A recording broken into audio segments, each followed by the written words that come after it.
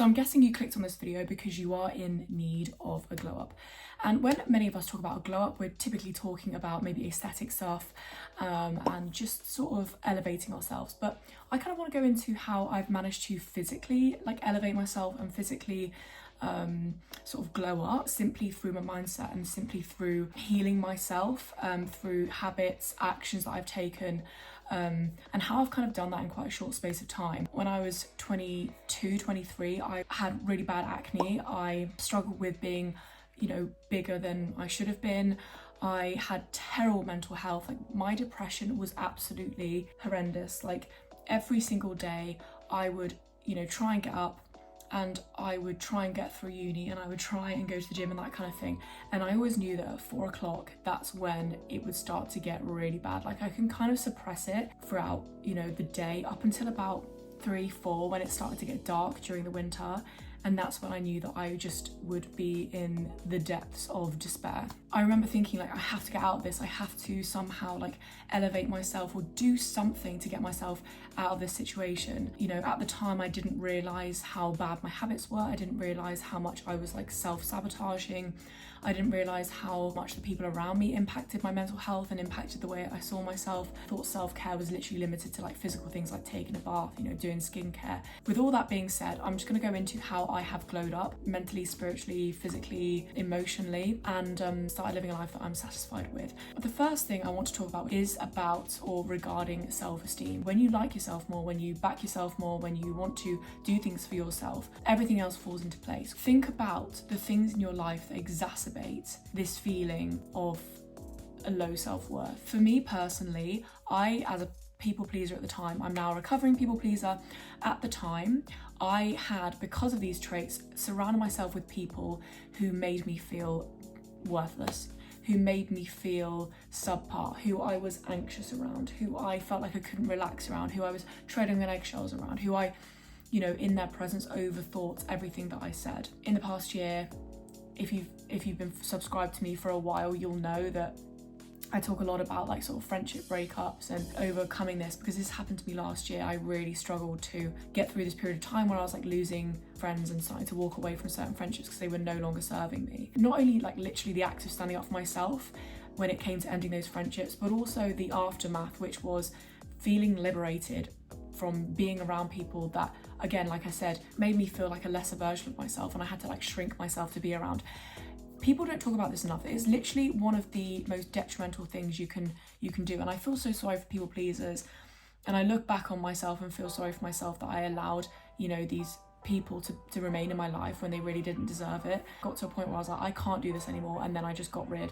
It was a really hard time, but it was so necessary, and it just made me feel so much more confident around new people. I wasn't tiptoeing around people, wasn't treading on eggshells. I could start off new friendships as my authentic self rather than the people pleaser version of myself. That really made me glow up physically as well. When you have high self-esteem, again, you want to show up for yourself, don't you? You want to, make your hair look nice. You want to make yourself look good. You want to wear outfits that make you feel good. And I think, when you have people around you that are judgmental and are threatened by your light and you know it, you do dim yourself down. You don't show up for yourself authentically, physically. So you might not wear certain makeup, certain clothes, do your hair in a certain way. You might not have a certain hairstyle. For me, not that I think that any of my former friends would have necessarily judged me or anything like that, but I feel I know that my hair and now that I've got it sort of black and white striped, is something that I probably wouldn't have done before, because I didn't have enough self-esteem. I didn't have enough confidence in myself to do something so bold, and I was perhaps concerned with what people might think. I didn't want to wear certain clothes because I didn't want other people to be judgmental or think that what I was wearing was shit, but also that I was showing up too much. The moment that I decided to walk away from those people was the moment that I felt like I could just experiment more with my appearance and try out different things and not worry myself too much about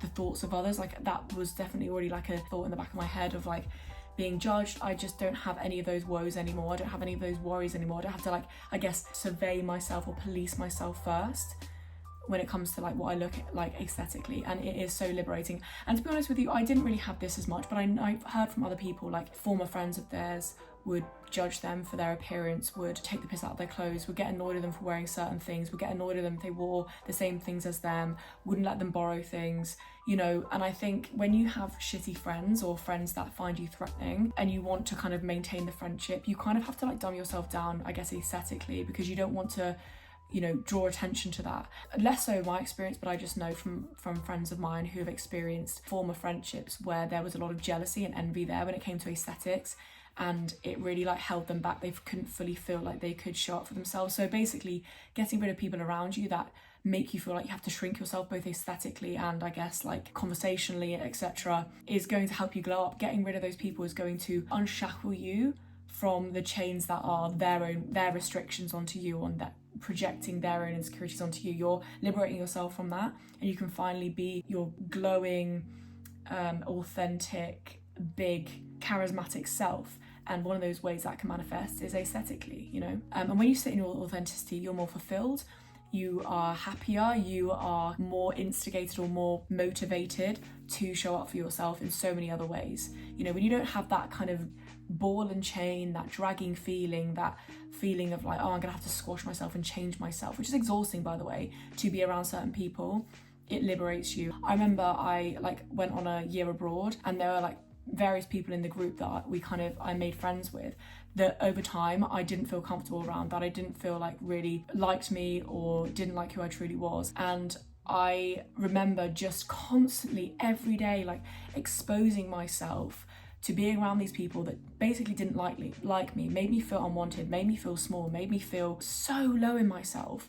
And I continued to self-harm by going back to that group because I felt like I needed to. I felt like that I needed their validation. It forced me to become more and more socially anxious. It forced me to become more and more sad and depressed, and it was like validating my feeling that I didn't feel loved, I didn't feel good enough, I didn't feel like I fit in. And it just exacerbated that every time I went back to them, because I wasn't listening to my body. My body was like screaming like, bitch, you're socially anxious, you can't look them in the eye, you hate being around them, you feel sick around them. And I continually went back to them because I just needed maybe to feel like I had community, especially in America. I should have just not hung out with them. I should have hung out with my other group of friends who are actually my age, I was, you know, in a business with, and who I actually felt like I gelled with. Honestly, my skin was the worst. You know, I had really bad acne, no skincare was working. I put on so much weight since I got to America. I wasn't looking after, you know, my body in terms of my diet. I was eating shit. I was like self-sabotaging. When I finished uni and I came home, my acne slowly started to go away. And even when I moved back to Manchester, my weight dropped and my acne started to go. My diet was honestly like still the same as it was at uni. I was still drinking alcohol. So I feel like, yeah, partly it will be to do with like my lifestyle, but equally, I do think that the moment that I left uni, my mental health just like got so much better. But it was literally because I just felt like liberated from probably some of the people at uni, but also the uni lifestyle. Like, it was just so stressful. And I do think, on a side note, uni is really stressful, and it's okay if you're like struggling to glow up during uni, because it's a really, really hard period of time. But fundamentally, being around people that don't make you feel good, that you don't feel like you click with, that you have to change yourself around to be, you know, amongst, need to go. And it takes time, it takes so much like self-trust.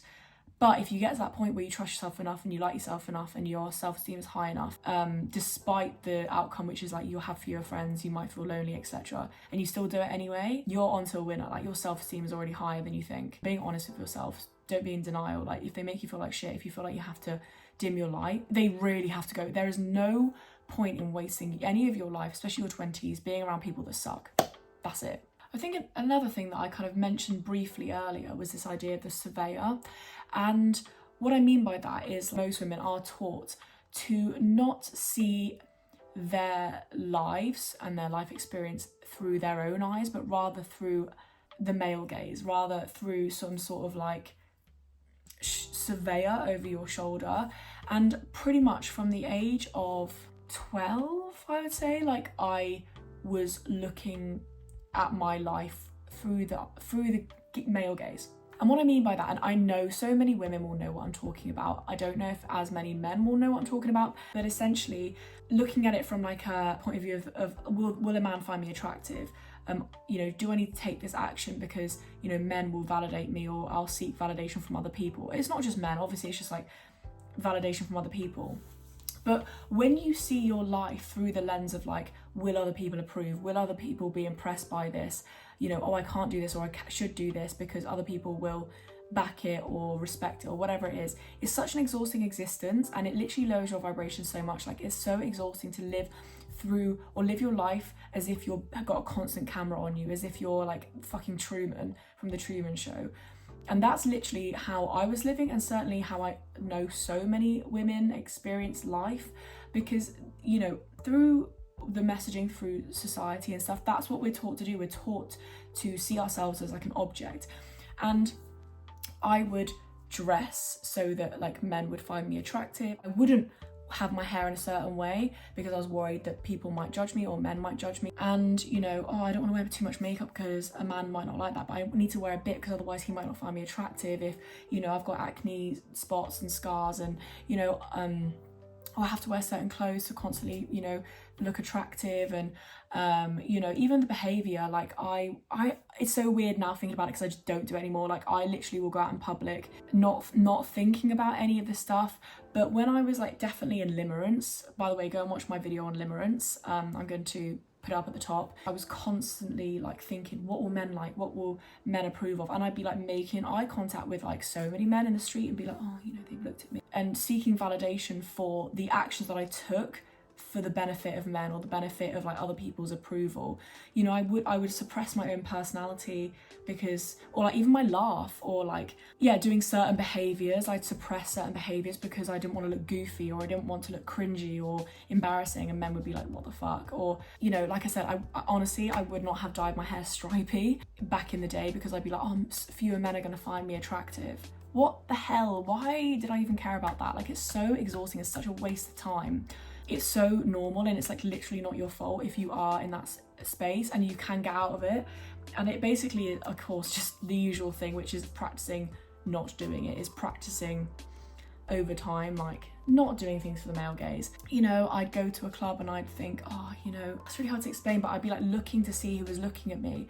So it was constantly like seeing myself, not through myself, and just living my life authentically and being in the present moment, not thinking about it. I was like seeing myself like, how are other people gonna see me? Very self-conscious and aware of, what I look like and how I came across.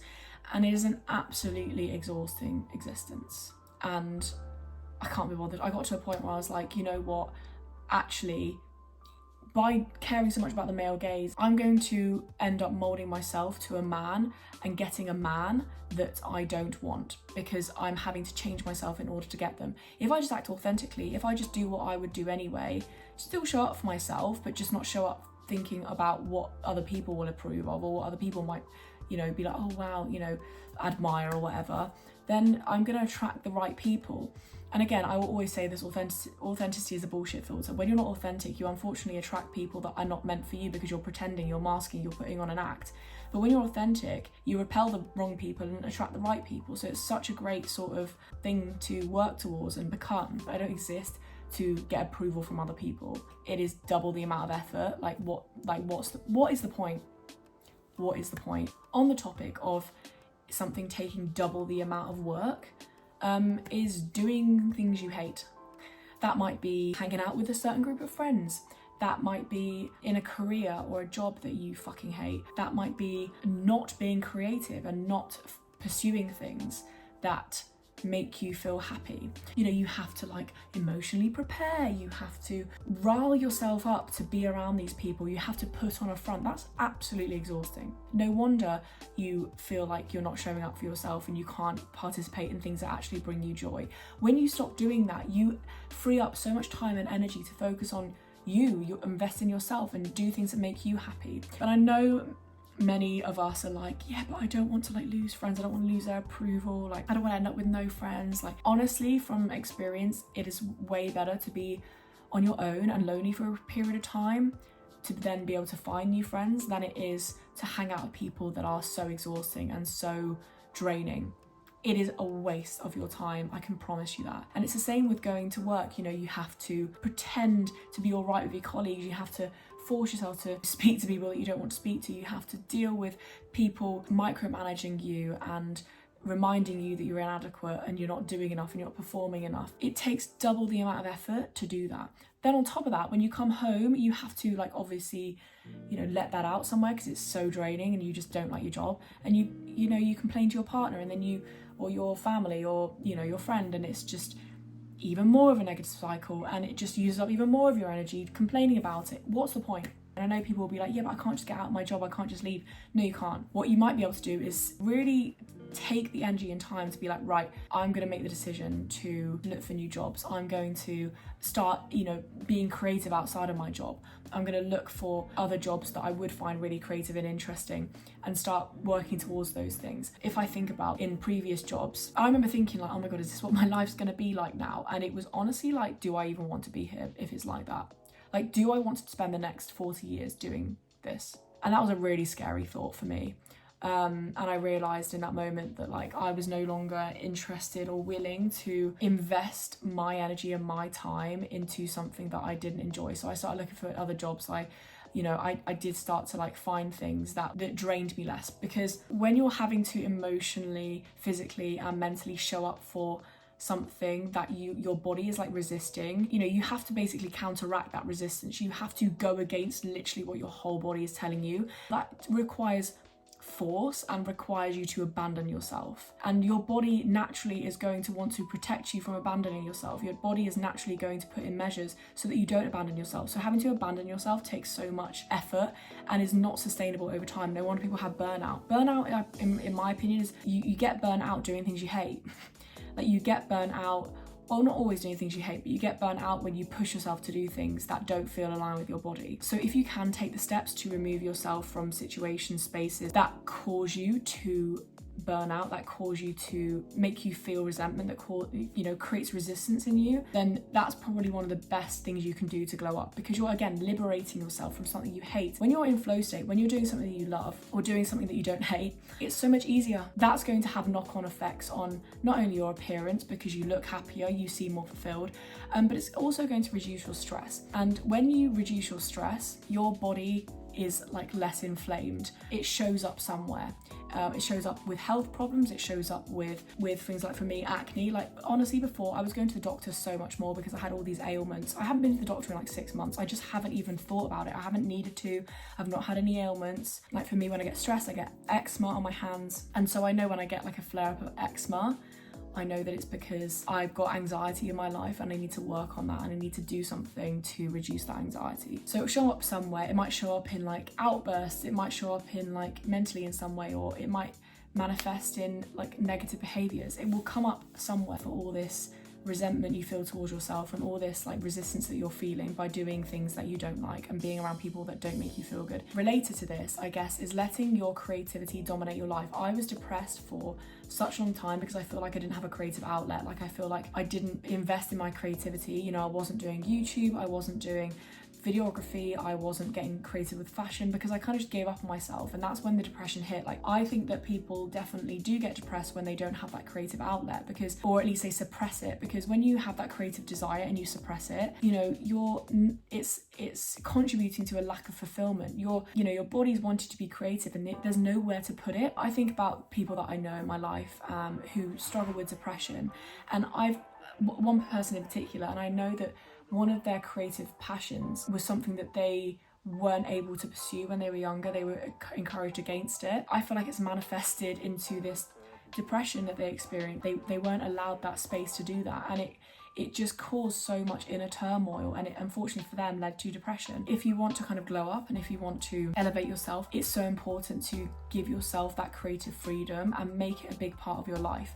Even if that means taking a risk, even if that means, being uncomfortable for a while. Because personally for me, I've been an entrepreneur for like 2 years, and the more I've let that creep into my life compared to maybe like a corporate job, the happier I've felt. At the moment, I'm starting a new job on Monday, but right now I'm like working as a full-time entrepreneur and a full-time creator, like every day, and I have done for like the past month, and it's been amazing because I've been so fully satisfied. I'm so constantly like, I'm so excited to get up, I'm so excited to like get cracking with what I've got to do today. Like, it is a lot of work, but it doesn't matter. Like, it doesn't feel like work, it feels like freedom, and it feels like satisfaction to me. And I know that I'm in a very privileged position, but if you can, try and let your creativity blossom and become a big part of your life. Fundamentally, that's where purpose originates. You know, if we can do something that benefits the world, makes us feel happy, you know, there's a need for it, and potentially make money from it, then that is like the most satisfying thing in the world. Like, people struggle when they don't have purpose, people struggle when they don't have direction, and I think creativity can be that direction that people are looking for. And again, you liberate yourself, you always have something to look forward to. You're always like, oh, it's okay, because after work I'm working on this painting. Do little projects, you know, oh, this weekend I'm going to set up my store for my product and I'm going to speak to loads of new customers. Oh, this weekend I'm like going around and speaking to potential clients and, you know, handing out my business card. Or, oh, it's okay, this weekend I'm like baking, or whatever it is, and I get to showcase that on my social media. Like, that is such a satisfying thought and prospect. And it's like those little small pockets of time in the day or time in the week that you get to look forward to doing something that you love is like what will keep you at this high vibration, because you know that you're prioritizing your creativity and doing things that make you feel good. It's like the purest form of love, it's the purest form of like joy at this high vibration, and it just makes your outer self glow. Like, the moment that I'm doing things that I'm happy about and I enjoy, the moment that my skin clears up and I feel like, you know, my brain is just like up here and